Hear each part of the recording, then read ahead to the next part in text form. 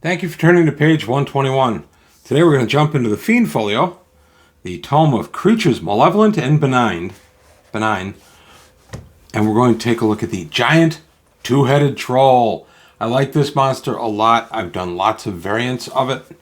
It's just a fun creature. So, very rare, 1 to 3 appearing, armor class 4, 10 hit dice, 4 attacks at 1 to 6, 1 to 6, 1 to 10, 1 to 10. That's pretty powerful. It regenerates, has standard magic resistance. Alignment is chaotic evil, and it's large. This ferocious Atin troll crossbreeds are two-headed and stand at least 10 feet tall. They regenerate as do trolls, but at the rate of 1 hit point every melee round, although they cannot rebond severed limbs. They attack with 2 claws, 1 to 6 each, and 2 bites, 1 to 10 each. Both bites are directed at one opponent. I kind of like that. Like the Atin, the giant two-headed troll can only be surprised 1 chance in 6. They have adopted the Atin mode of dress, moth-eaten and filthy animal skins. And then see the reference to the Atin in your monster manual. This was a neat little variant. I love troll variants. There's quite a few in this book. 1, 2, 3, 4 on this page. I chose the giant two-headed troll because that's probably the one I've used the most. This is just a good medium to slightly upper level encounter. If you want to throw, 5 or 6 of these in here, they could be a good high level encounter. Armor class 4 is not that much at higher levels, but 10 hit dice is. 4 attacks is pretty good. I have also given this guy 18 double-aught strength because, he's a troll, and they're big, and they're strong, and they're nasty. And when you put 18 double-aught and give the creature a +3 attack, +6 damage on top of 4 attacks at 1 to 6, 1 to 6, 1 to 10, 1 to 10, you end up with some pretty formidable damage that's going to cause even higher level characters to kind of pause a little bit. So it's just a good muscle encounter. It's a good thing for your big bad evil guy to have in his lair, lurking about. They are average intelligence, which means they can follow instructions, and they're only surprised 1 in 6, which is a big deal because, they're guards, and you don't want the party to be able to slip through easily and get past the giant two-headed troll too easily. I like it. One thing I never agreed with, though, is the move of 12-inch. I generally would go to 15 if move becomes an issue. Move really in AD&D comes up a little bit, but by and large, it's not a huge thing. I think it was more important in very early D&D because we used to run away a lot.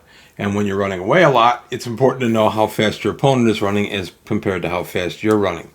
I like these guys. I think they're a lot of fun. We're going to take a look at one more troll, and that's going to be the Ice Troll. And he is a rare creature, 1 to 6 appearing, armor class 8, only 2 hit dice. 2 attacks, 1 to 8, 1 to 8, no special attacks, special defenses. Regeneration, impervious to cold, and you need a magic weapon to hit. They are chaotic evil. They're 9 feet tall. So let's take a look at what this guy brings to the table. The relative of the normal troll closely resembles its stronger cousin, except it is very cold, semi-transparent body. These creatures dwell in moist areas of dungeons, usually near running water, and have the regenerative powers of a normal troll, but a rate of 2 hit points per melee round. Normal troll gets 3.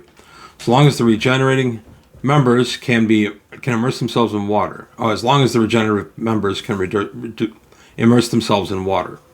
A severed limb can move a distance of 30 feet in search of water and will always move towards water if there is some in range.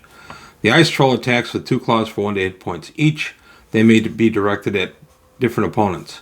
Ice Trolls are unaffected by cold and can only be hit by magical weapons or missiles. Fire inflicts double damage on them. They have superior 90-foot infravision and an acute sense of smell. So these are low-level type creatures. They're only 2 hit dice. Armor class 8, they're not going to do a bunch. Magical weapon to hit is probably the biggest problem with this guy. Interesting and kind of challenging for a lower-level group. It's only 2 hit dice, armor class 8. 2 attacks at 1 to 8, 1 to 8 is pretty formidable. But the needing a magical weapon to hit this guy falls into the gargoyle category. You always think of a gargoyle as a nice low-level encounter, and then you see that you need a +1 or better weapon to hit.